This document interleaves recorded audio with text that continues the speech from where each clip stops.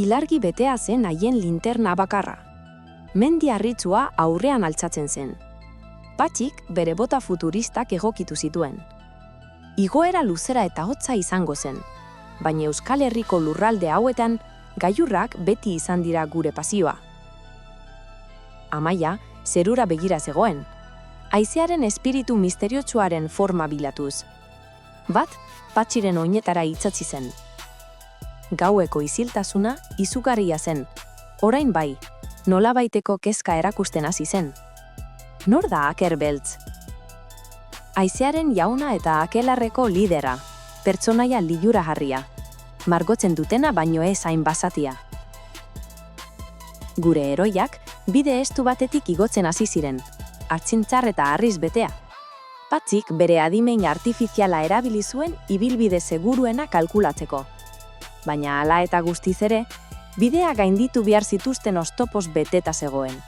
Eta oraingoan, ez zen ezberdina izango. Hutsune handi bat saltatu behar izan zuten. Indar robotikoa oso baliagarria izan zen. Amaia, txikienak, euskal kantu tradizional bat txistukatzen zuen bere buruari balioa emateko.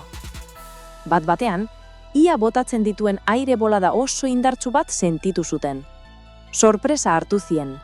Aker Beltzen haizea zen, bere lurraldera ongietorria ematen zuena. Zalantzarik gabe, ezin ziren haien helburutik oso urrun egon. Aurpegia zapiekin estali zituzten, baina prest zeuden erronkarekin jarraitzeko. Zenbat eta gorago igo, orduan eta sendoagoa bihurtzen zen lainoa. Labirinto zuri baten antzekoa zen. Arretaz egon behar zuten galdu ez zitetzen, edo are okerrago, istripu tragikoren bat jasan ez zezaten. Batek, bere LED faroa piztu zuen lagunei zerbait ikusten laguntzeko. Patxi eta Amaia eskuz heldu ziren, galdu ez zitetzen. Bat batean, kanpai soinu oso ozen bat entzun zuten eta lainoa usatu egin zen. Mari bat, euskal mitologiako genio bat kapela txiki batekin agertu zen haien aurrean. Zalantzarik gabe hori magikoa zen. Duela segundu bat besterik ez zegoen inoran. Genioa ez zen txarra. Mendiko bideak zaintzen zituen bromatoala bat besterik ez. Genioak esan zien. Aker Beltz bilatzera bazoaste, gakoa jakin behar duzue. Haizeak bakarrik hitz egiten du apala denarekin eta presik ez duenarekin. Astiro eta ondo eginez, esan zien. Patxik, beti prest, galdetu zuen. Ba aldabo lasterbiderik azkarrago igotzeko? Genioak barre egin zuen eta desagertu aurretik zintzarri txiki bat bota zien. Zalantza baduzue, jo ezazue zintzaria eta egiazko bidea non dagoen erakutsiko dizuete. Genioa lainoaren artean desagertu zen. Pista baliagarria bat zuten esku artean. Aurrek, zintzarria gorde zuten eta aholkua gogoratu zuten. Astiro eta apaltazumez, motelago joatea erabakiz zuten. Aizaran eta mendiaren soinueiari. Patxik bere soinu sistema desaktibatu zuen arreta handiago zentzuteko. Amaiak begiak itxi eta haizean kontzentratu zen. Zerbait susurlatzen zuela zirudien. Haizeak arkaitzetatik zetorren ahots zahar baten antzera egiten zuen hotza. Patxik bere zentzore termikoa erabili zuen haizean non zegoen indartzuen detektatziko. Haizea areagotu egin zen. Aker Beltzen proba bat zen, haien pazientzia neurtzeko.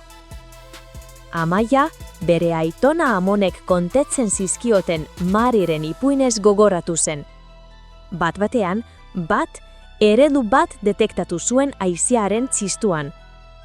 Eredua errepikatu egiten zen. 5 aldiz gogor, 2 aldiz leun. Gakoa zen. Patxik gakoa deszifratu zuen. Erritmo bat jo behar zuten, arkaitzean, bidea ireki zedin.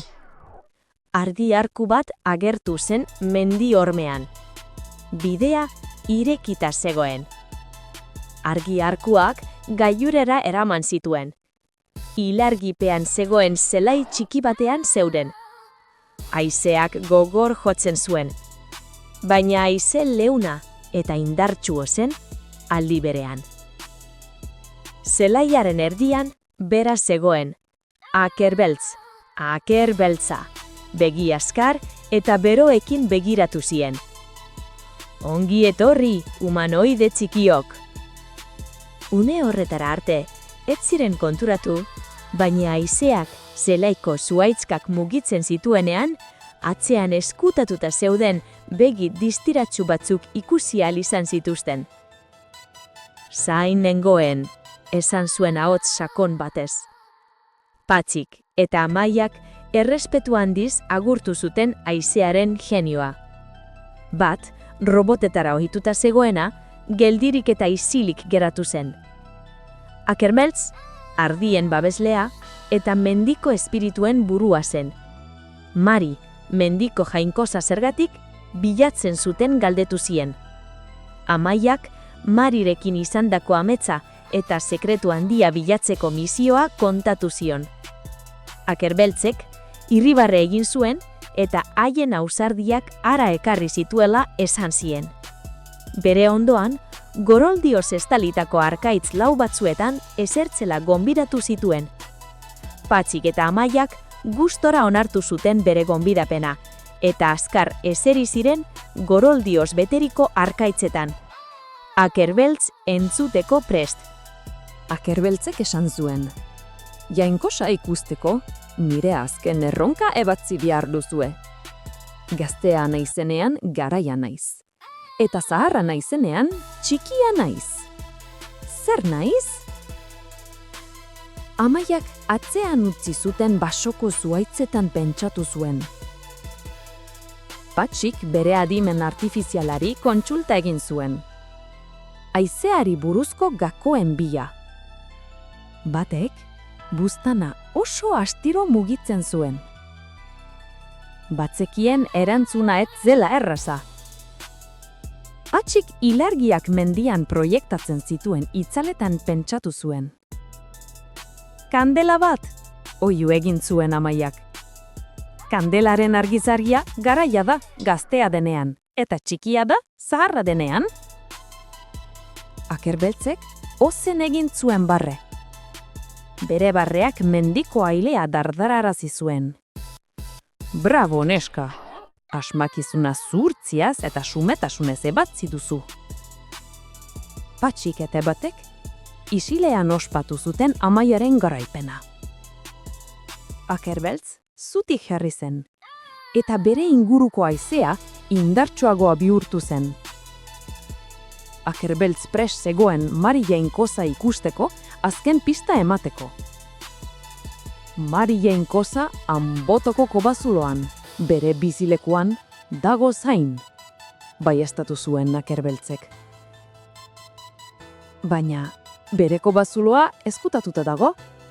Haizearekin irristen direnei bakarrik ageltzen zaie, esan zuen Amaiak. Akerbeltzek, zuaitz azal zati bat eman zien, leuna eta harina. Jakitu gabe, ematen zien objektu hurra berezia zela susmatzen zuten. Azal hau, taula hegalari bat bezala baliatuko zaizue. Utzi haizezak gidatzen zaituzten. Amaiak azala begiratu zuen zalantza pixka batekin. Nola egingo dugu egan? Patxik azala lurrean jarri zuen. Argi berde leun batekin argitu zen. Haizea indar kontrolatu batekin jotzen hasi zen, taula altzatuz.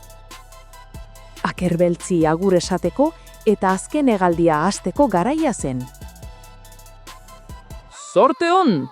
Sorte on, humanoide txikiok! Oihu egin zuen Akerbeltzek. Patxik eta Amaia taulara igo ziren. Bat, Patxiren jankei gogor heldu zuen. Haizeak indar gehiagoz jotzen zuen eta mendigailurretik hegan atera ziren. Abenturak jarraitzen zuen. Orain, Mari jainkosa jandiaren bizilekura zioa zen hegan. Oso gora zioa zen. Mendiko hodeiak, leun eta trinkoak ziren orain. Bat-batean, odeiez eta lurrunez egindako erraldoi bat agertu zen haien aurrean. Odei erraldoi bat zen, zeru altuak zaintzen dituen izaki magiko bat. Itxura bonetxokoa eta esponjosua zuen, azukre kotoia bezalakoa.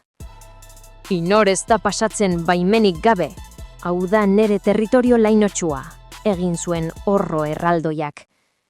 Patxik eskaneatzen saiatu zen, baina bere iak urlurruna eta magia bakarrik detektatu zituen. Hori arazoa bat zen, bazirudien ez zela existitzen. Amaia, bromista txikiak, eman zien kaskabelloaz gogoratu zen. Begiak itxita eta haizearekin oso astiro jo zuen kaskabella. Kaskabellearen soinua hain zen gozoa, non odei erraldoia irribarretsu hasi zen. Hain zen ez ezaguna, baina hain gozo eta atsegina soinu hura. Erraldoiak pixkamat txikitu eta bide bat ireki zien laino lodiaren artean. Eskerrik asko odei erraldoia! Zoriontsu bidaia opa dizugu zeruan! Eskertu zioten aurrek. Batek, pozik egin zuen zaunkar erraldoiaren aurrean, buztana efektu argitsu batekin mugituz. Taula magikoak bere ibilbidea jarraitu zuen. Erraldoia lasai eta pozik atzean utzita. Beste oztopo bat gainditu zuten. Bide betez lagunak oso pozik gaude bidaia honetan zuen konpainia izateaz. Gustatzen altzaizkizue gure abenturak. Esan diezagukezue iruzkinetan. Eman gure atsegina, arpidetu eta partekatu kanal hau.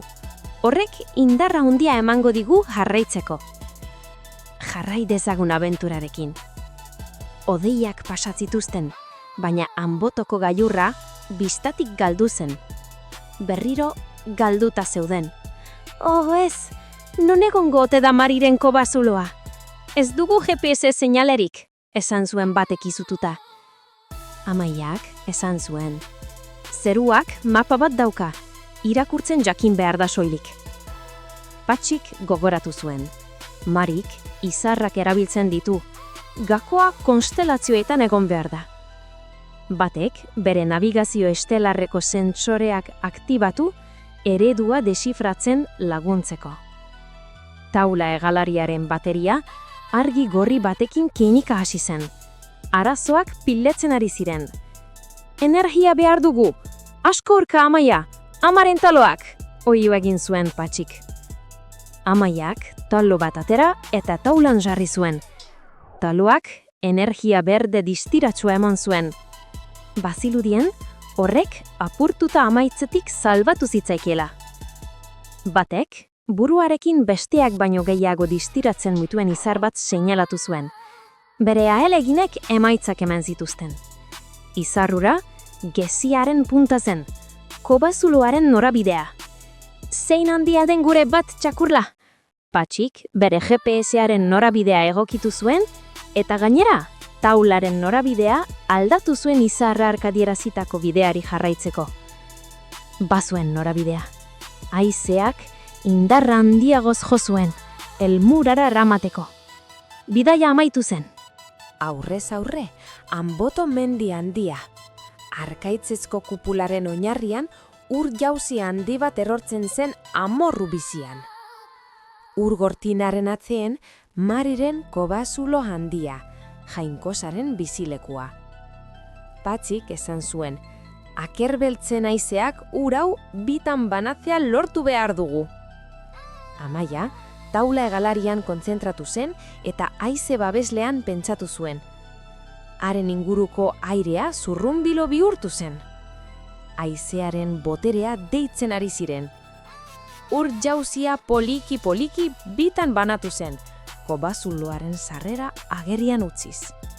Pasabirea iluna eta misteriotsoa zen. Topaketa handia oso gertu zegoen.